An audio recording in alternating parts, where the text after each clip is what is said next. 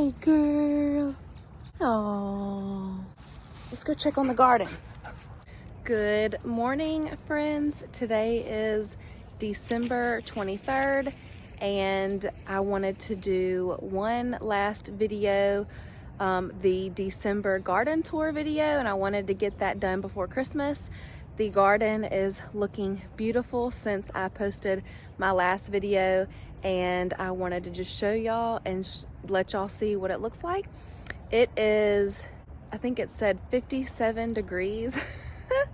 So the days are pretty warm, and yesterday it got up in the 70s, but today is a beautiful blue sky, and we are just ready for Christmas. I've got my cup of coffee, and I wanted to come out here before it warms up. So let's go ahead and take a look at the garden. I'm gonna have to put my cup of coffee down. I can just stay right there.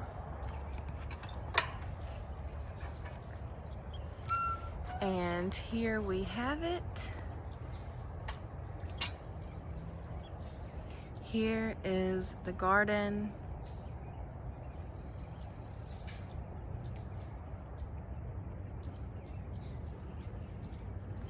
My favorite time to come out here is in the morning because it's just cool air. The birds are chirping, and it's just that morning peacefulness that you don't get in the afternoon. It's just so peaceful. Yesterday, me and my cousin Kira from Solitude Acres, you can check out her YouTube channel. We came out here and we did a video together, just kind of talking about our plans for 2024. So if you want to check that out, that'll be coming out probably after this video. And we just had the garden in the background, and it was so peaceful while we were out here videoing. The English peas are just taking over. Lots of blooms, and we've even got pods already, so I'm just waiting for these pods to fill out, and I'm excited to be able to harvest these. My plan for these English peas is not to can them, and I don't know if it's because of the variety, but the last batch of peas that I canned, they were a little bit burnt tasting, and I think that's because of the sugar content. So this time I'm just going to freeze these, but you can see they are just loaded with blooms. And I'm still having to train them up on the cattle panel, but I think we'll get a lot of peas from all of these. Last time I grew English peas, I just had probably from this post right here down, and it was not a full panel's worth because all of them didn't grow, but I got 3 pints, well more because we ate some fresh. But I'm hoping now that we have this whole, I guess this would be 48 feet, hopefully we'll get a lot of English peas from here. And then we have all of our collards. These are the old-timey blue collards.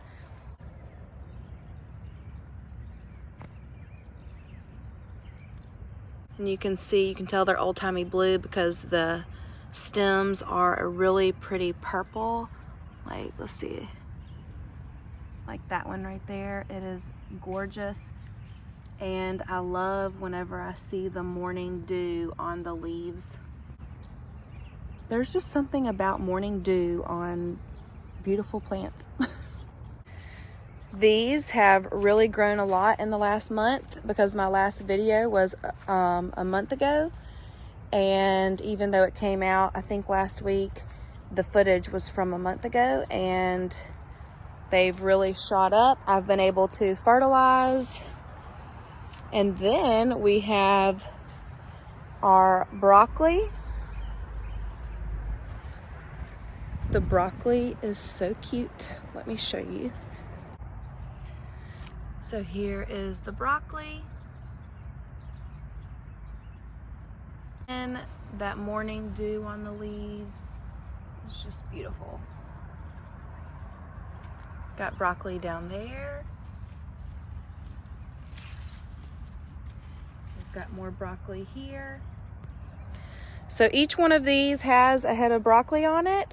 And then I'm not sure, I think the broccoli stops here, and I think this is cauliflower. Let's see, I don't see any cauliflower yet. I may need to use a different fertilizer, but you can tell that the leaves look different than the broccoli. So this would be cauliflower, and then we're back to broccoli. Whenever I planted these, I got them mixed up. So yeah, we've got broccoli and cauliflower, and then back to the cauliflower. And then here we have, these are Morris head collards.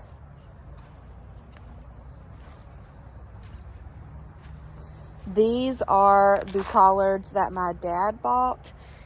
And you may see some orange pills. My grandmother saves her orange pills, and sometimes she comes out here and dumps them, but they need to be dumped in the compost, so I just have to pick those up and move them to the compost. Then here we have our cabbage.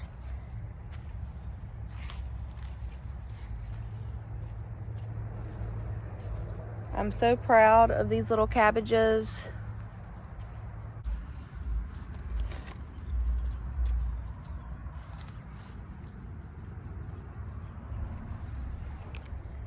The leaves on cabbage are so beautiful, and in one of my first fall garden videos, I didn't know what any of this was because I couldn't remember where I planted it, but you can definitely tell the difference between the collards. I knew where the collards were. You could definitely tell the difference now between the broccoli and the cabbage. And I grew cabbage last year, or I think in the spring, but it did not, the head on it was really small. I have a video on that, but I did not fertilize it at all and did not take care of it like I should. And then we have mustard greens, and these are ready to harvest again. We've had a lot of pest pressure on these, you can see right here, and I just have not had time to put anything out.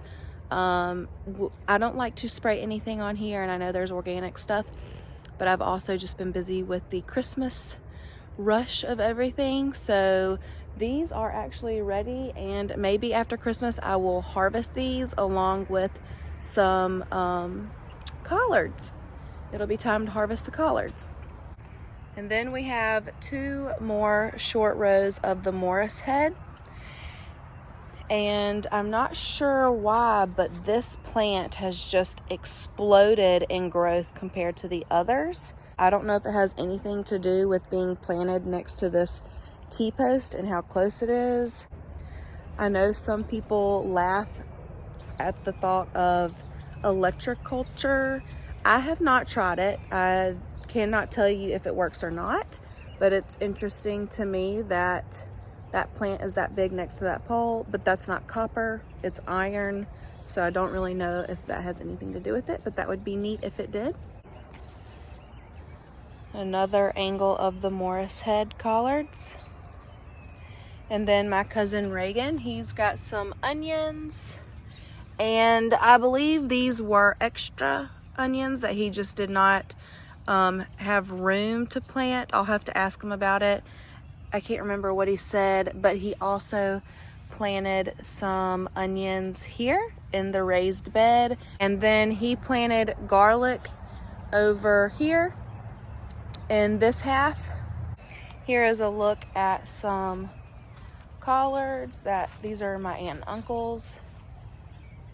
And then he also has some stuff planted in here. It is hard to see, but you can kind of see right there. Another look at the mustards. Yeah, those are definitely ready. I will come out here and cut those after Christmas.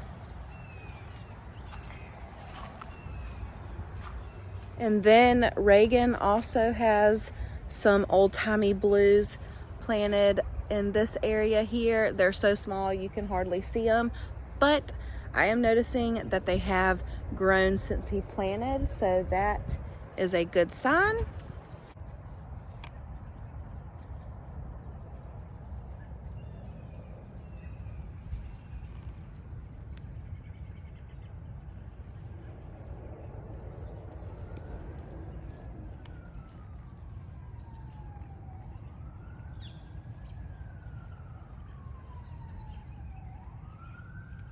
So I've got a bag of garlic and a bag of onions in the kitchen that needs to be planted, and I did not buy it for the purpose of planting out here, but I had the flu last month, and so I had a whole bunch of garlic making flu bombs, and all of them have sprouted.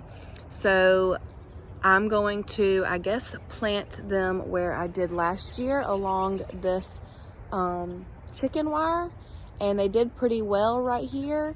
And we had like some hay over it. They had a good bedding over it. So I think I've got, that is collards right here in this corner next to the comfrey. But I think I'm gonna plant that garlic and the onions going along that fence line because that's the only room. I don't wanna do it over back here. I would rather have it closer up here. And so that is my plan. Next week, I guess I will come out here and harvest some of the collards because the bottom leaves are touching the ground. I want to get them off the ground, and I think it'll be okay till next week. And then I'll harvest mustards, and then I'll plant, maybe I'll harvest some peas and then plant the garlic and onions. So this is just a look at the garden. This is December's garden.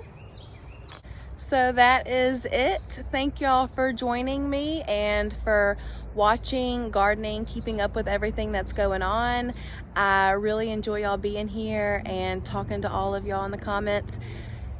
I'm just so excited for this garden. It's beautiful and it's peaceful. And I just want to say Merry Christmas. Thank y'all for a great year. This was my first full year on YouTube, and I just appreciate all of the love. So y'all have a Merry Christmas and a Happy New Year, and I will see y'all on the next one. Bye, y'all.